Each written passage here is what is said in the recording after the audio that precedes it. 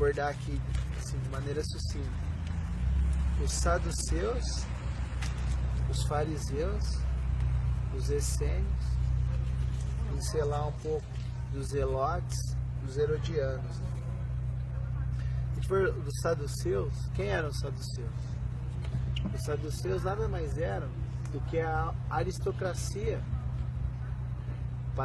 palestínica, israelita, melhor dizendo, melhor colocado, israelita. Que era quem?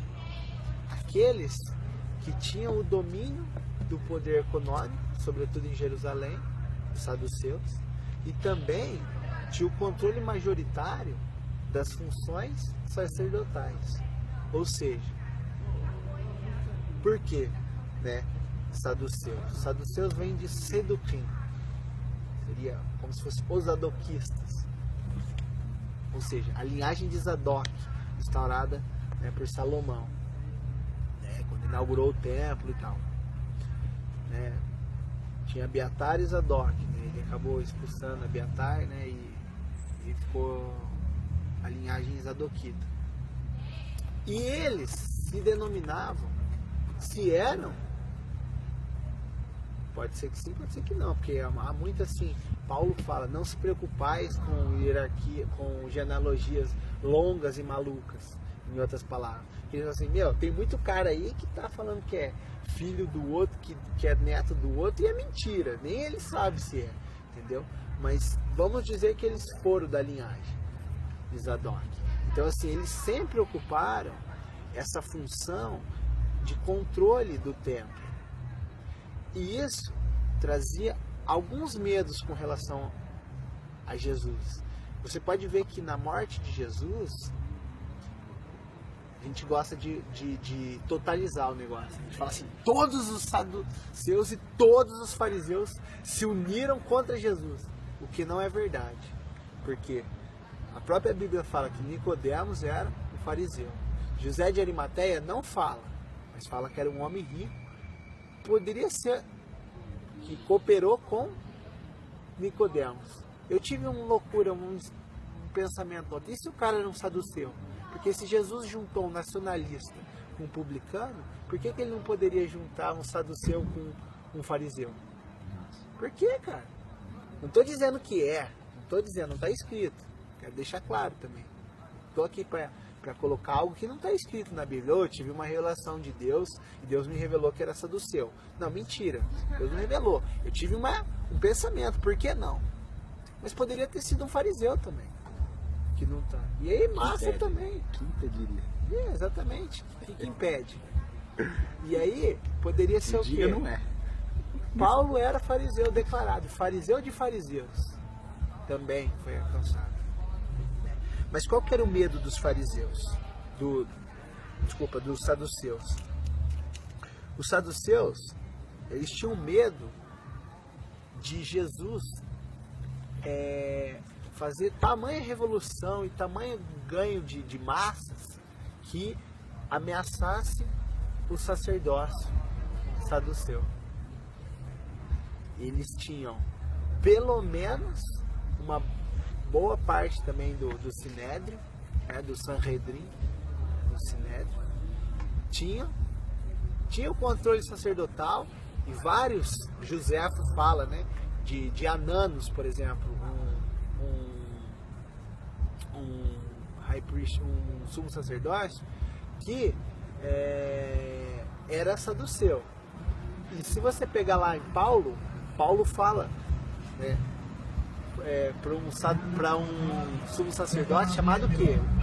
José fala de Ananos, viveu mais ou menos na época de Paulo. E Paulo fala de Ananias, Lucas fala, né, em Atos, de Ananias. Ananias, e aí Paulo falou, por que você está falando, parede branqueada? Ele fala, quem é você para falar contra o sacerdote de Deus? Eles falam. Então assim, quem sabe esse Ananos não era o próprio Ananias, que era saduceu. Então você vê que eles tinham controle a tal ponto de até eleger, né, um sumo sacerdote. Você vê que eles tinham poder. E eles tinham medo disso, que Jesus dominasse e colocasse em xeque o sacerdócio junto ao Império Romano. Imagina se falar assim, meu, vocês estão dando muito trabalho, vamos fechar tudo aqui, vamos tirar tudo de vocês, vamos deportar, vamos matar, e vão matar todo mundo aqui. Eles perdem prestígio, perdem o status, perdem a profissão, vamos dizer, e não tem domínio mais sobre nada. Né? E eles eram quem? Aqueles que não criam em ressurreição, não criam em anjos, não criam em demônios, não, rejeitavam a Torá oral, também, né? Rejeitavam, né, o Pentateuco oral, né? Coisa que hoje o judaísmo rabínico tem, né?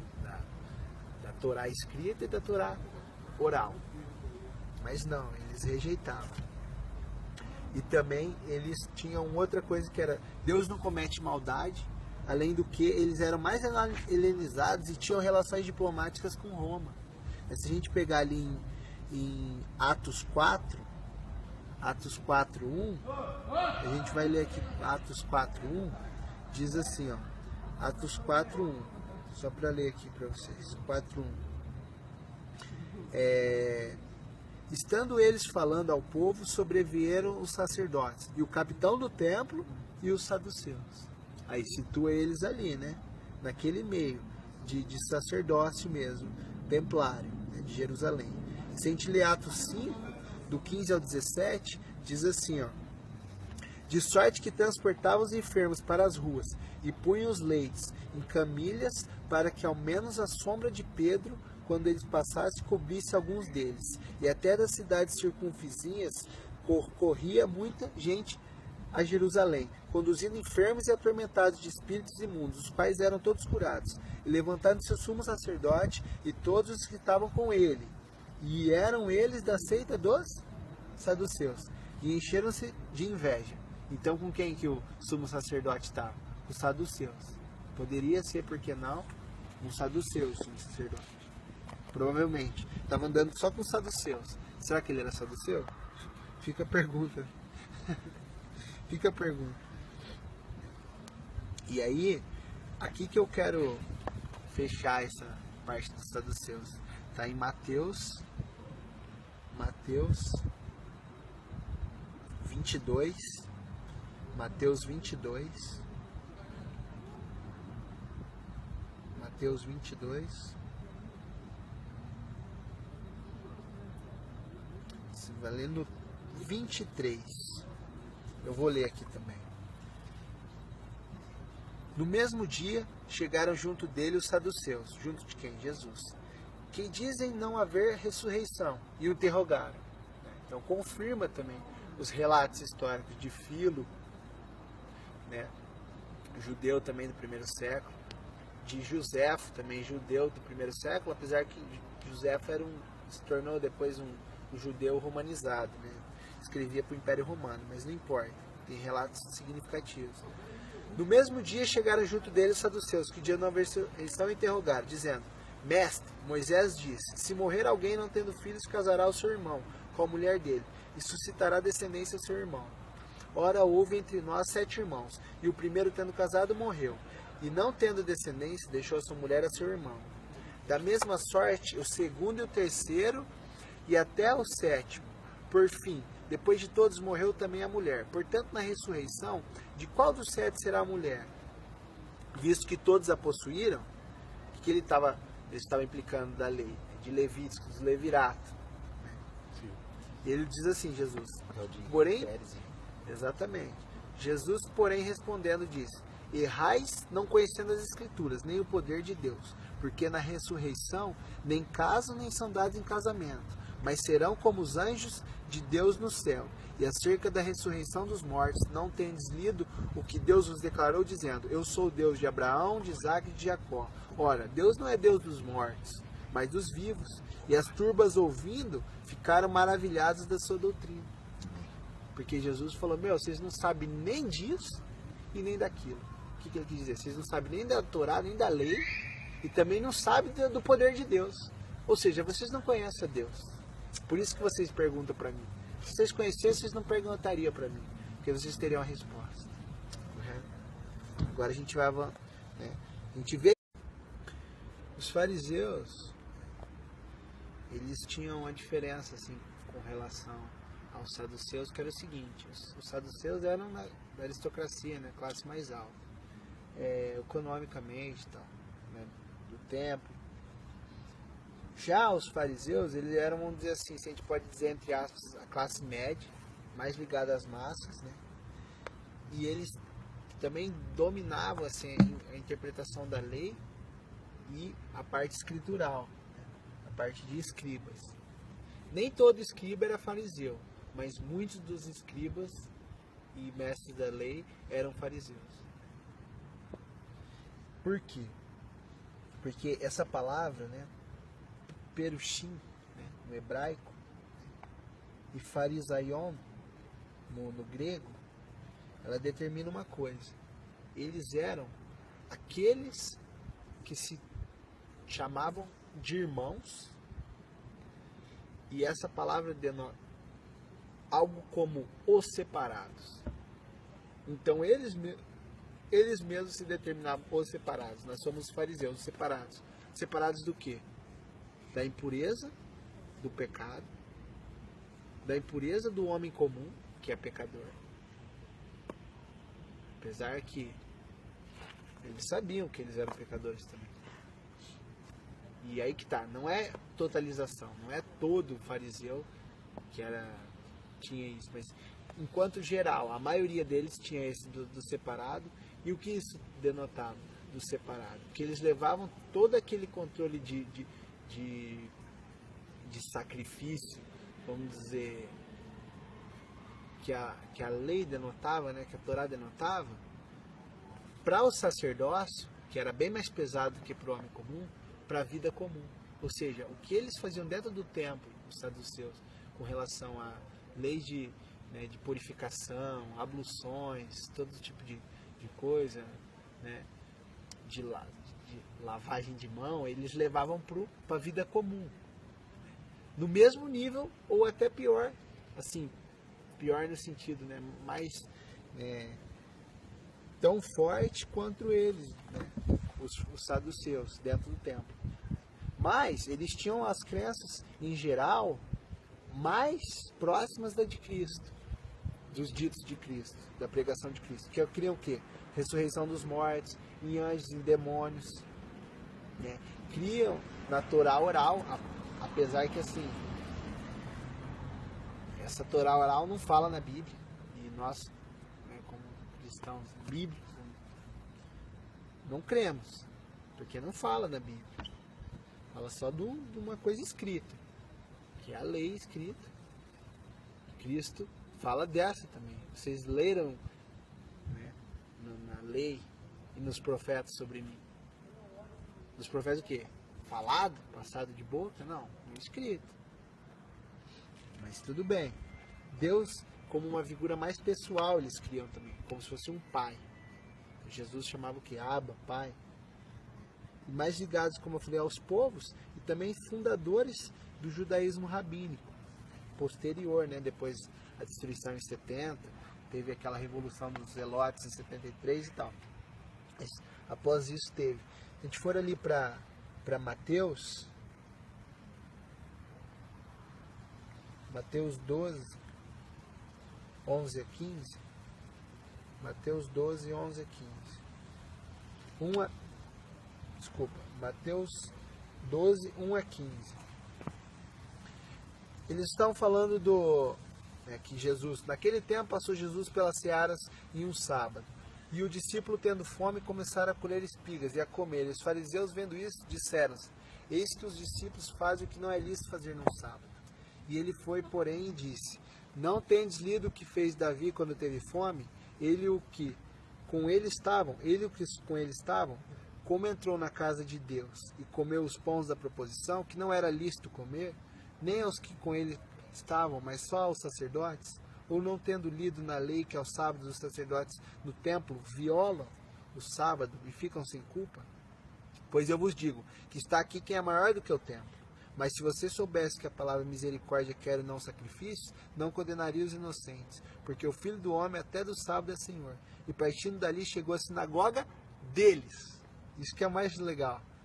E estava ali um homem que tinha uma das mãos mirrada, e ele o acusaram e interrogaram: é lícito curar nos sábados? E ele lhe disse: qual dentre vós será o homem que, tendo uma ovelha, Se num sábado ela cair numa cova, não lançará a mão dela e a levantará?